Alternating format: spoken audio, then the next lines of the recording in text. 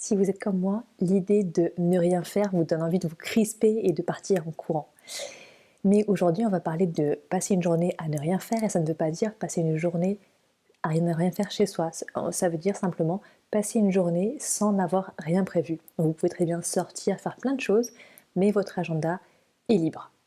L'idée, c'est simplement voilà, de laisser son agenda ouvert. On n'a rien, absolument rien de prévu. Comme ça, on se laisse de la place pour faire des choses comme ça qui nous font envie sur le moment, ou des opportunités qui s'ouvrent. C'est-à-dire que j'ai un ami qui m'invite à déjeuner chez lui, à faire un brunch, n'importe quoi.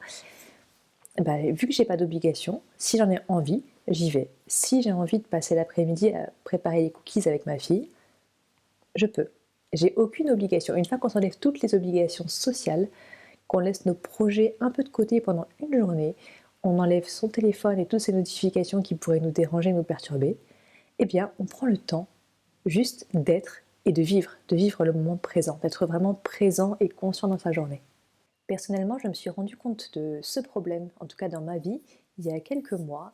Après la naissance de ma fille, je me suis rendu compte que mes journées où je ne travaillais pas, le samedi et le dimanche, parce que j'ai un emploi du temps basique, je travaille du lundi au vendredi, et samedi, dimanche, c'est le week-end, donc je ne travaille pas, et bien je passais mes week-ends à courir partout pour faire tout ce que je n'avais pas eu le temps de faire pendant la semaine. Donc j'allais voir les gens que j'avais pas eu le temps de voir pendant la semaine, j'allais voir le médecin, j'allais faire tout ce que je pouvais. Et finalement, j'avais pas le temps de passer du temps avec ma fille, de passer du temps de qualité, parce que j'étais toujours dans l'attente en fait, de ce que je devais faire plus tard. Plutôt que profiter du moment présent, je me disais, attends, dans une heure, il faut qu'on s'en aille parce qu'on a un rendez-vous avec un tel, ou il faut qu'on fasse telle ou telle chose. Ce qui fait que finalement, je ne profitais pas des moments qui auraient dû être très importants. Donc moi, c'était le déclic. Pour vous, ça pourrait être autre chose. Moi, c'est ma fille, forcément, parce que ça bouleverse complètement une vie. Mais le fait de me dire, mince, je ne profite pas des moments que je passe avec elle, parce que je ne suis pas vraiment présente, c'était vraiment un déclic. Et le fait de ne pas avoir d'agenda prévu, le fait de ne pas devoir courir partout, le fait de ne pas devoir faire plaisir à des gens dans la journée, parce que on est là juste pour être ensemble. Donc ça peut être avec votre fille, avec votre conjoint, avec votre fils, avec vos amis, avec votre famille. Chacun est différent, il n'y a pas de bonne ou de mauvaise réponse.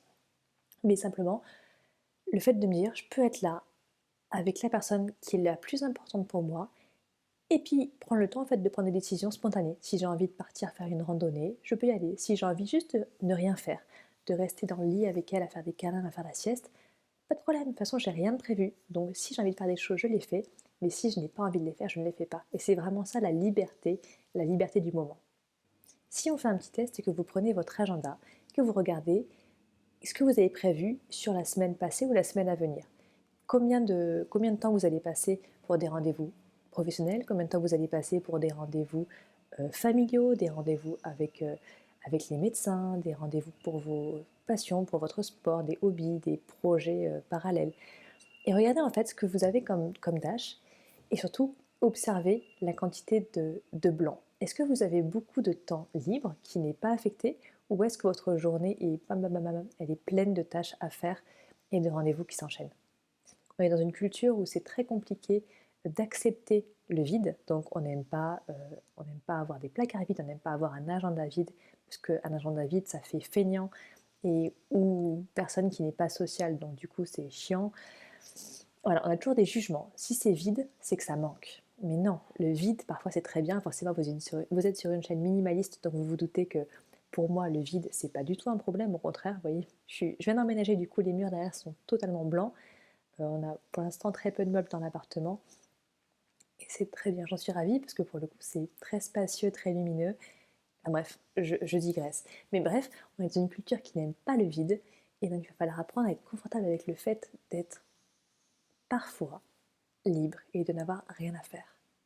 Et quand je dis rien à faire, ça peut être simplement être assis sans rien faire. Juste prenez quelques minutes pour faire ça, asseyez-vous et ne faites rien. Ne regardez pas votre téléphone, ne mettez pas la télé en marche, ne mettez pas de la musique, juste restez là pendant même une minute et observez vos pensées. Et simplement, souvent, faire ça, c'est très difficile. C'est quelque chose qui demande beaucoup de concentration et on a tendance à partir dans tous les sens parce qu'on a du mal en fait à être seul avec nos émotions et à simplement ressentir parce qu'on n'a rien d'autre à faire que de ressentir. La bonne nouvelle, c'est que le minimalisme, comme je vous dis dans chaque vidéo, aide à trouver des choses qui vraiment ont du sens et de la valeur pour nous. Donc si chaque semaine vous arrivez à vous dégager un jour libre de toute obligation, ça vous permettra de consacrer votre journée à des choses qui vous importent vraiment. Donc si c'est passer du temps avec une ou des personnes en particulier, c'est merveilleux. Si c'est pouvoir spontanément aller faire une balade en forêt ou spontanément passer la journée allongé sur votre canapé à lire un livre, bah c'est merveilleux, c'est vraiment ça la vraie liberté, c'est ça le fait de prendre le temps de vivre, c'est vraiment ce qui fera de vous une personne plus heureuse, plus épanouie et plus sereine. Et attention, ce n'est pas parce que vous faites une journée pour vous que vous êtes égoïste, c'est pas parce que vous passez une journée sur votre canapé à ne rien faire que vous êtes feignant, ça veut juste dire que vous écoutez, que vous vous écoutez, que vous prenez soin de vous et que vous menez la vie que vous avez envie de mener, tout simplement. Même si c'est seulement pour une journée par semaine, parce que forcément la semaine on a toutes des obligations qui nous empêchent de faire tout ce qu'on veut toute la semaine, mais vous avez une journée qui est juste pour vous, juste pour faire ce que vous et votre famille avez envie de faire. Alors je vais vous donner quelques astuces pour réussir à mener à bien cette journée de ne rien faire ou en tout cas ne rien prévoir. Et bizarrement, la première astuce que je vous donnerai, ce sera de prévoir cette journée. C'est-à-dire que si vous décidez que dimanche prochain, vous allez passer cette journée off avec rien de prévu, dans votre agenda, marquez bien, vous mettez un gros trait dessus, c'est une journée off. Donc vous ne prévoyez aucune obligation, vous n'avez aucun rendez-vous, vous n'avez aucune contrainte ce jour-là. Parce que si vous ne prévoyez pas cette journée à l'avance, bah, vos obligations se cumulent chaque jour, chaque jour, chaque jour. Et à la fin de la semaine, bah, vous n'aurez aucune journée où il n'y aura aucune obligation. Donc sur votre agenda, booker une journée par semaine de ne rien faire. La deuxième astuce s'applique aux gens qui sont un peu hyperactifs comme moi et qui dès le réveil se disent « Ah, il faut que je fasse ça, ça, ça, ça, ça ». Donc moi par exemple, je me réveille, je me dis « Ah, vite, il faut que je me lève pour préparer ça avant que ma fille se lève ». Ou « Ah tiens, il faut que quand je me lève, je lance une lessive parce que j'ai plus de drap propre ». Enfin, il y a toujours plein de choses dans ma petite tête qui se bousculent. Au lieu de me réveiller tranquillement, bam, dès que je me réveille, je suis en mode autopilote et j'ai toujours une liste de choses à faire qui s'arrête jamais. Donc là, cette journée-là, on prend le temps de se réveiller tranquillement. Si on peut prendre le temps de traînasser au lit, de prendre son livre et de lire tranquillement dans son lit, faire quelques étirements, se lever, prendre un café, prendre le temps de s'asseoir pour déguster son café, prendre un vrai petit déj, faire un vrai petit déjeuner. Vraiment, on fait ce qui nous fait envie. Et ce ne sont pas des obligations, ce ne sont pas des choses qu'on a à faire parce qu'il faut les faire, mais on va faire simplement des choses qui nous font envie. Et c'est là toute la différence, parce que on se rend compte à quel point on est tous les jours, on est guidé par des espèces d'habitudes qui fait qu'on fait plein de choses inconsciemment. Donc se lever, prendre sa douche, préparer le petit-déj, préparer les enfants, aller à l'école, aller au travail. On a des conditionnements et c'est très difficile en fait de s'en séparer et de juste se laisser vivre. Donc là, en prenant le temps de ne rien faire, même si je suis d'accord, hein, c'est très très difficile, mais bon, avec l'habitude, on arrive de plus en plus à le faire facilement. Encore une fois, ce qui est simple n'est pas forcément facile, mais simplement ne rien faire, c'est pas du tout facile, en tout cas pas pour des gens qui sont comme moi. Donc si c'est votre cas, bon courage. La troisième astuce, ce sera d'écouter votre cœur et d'écouter vos envies. Encore une fois, cette journée n'est pas une journée où vous ne faites rien, mais une journée où vous faites uniquement ce qui vous fait envie, ce qui vous fait plaisir et ce qui vous apporte de l'énergie positive.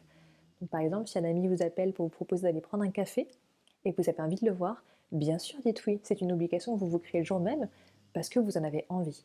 Et c'est pas vraiment une obligation parce que vous avez le choix de dire non tout de suite. Parce qu'effectivement, si vous n'avez pas envie, parce que soit vous ne l'appréciez pas particulièrement, soit parce que vous devez faire 2 heures de transport pour y aller, vous avez le droit de dire non, c'est votre journée à vous. Donc écoutez-vous, écoutez votre cœur, écoutez ce qui vous fait plaisir et faites uniquement ça.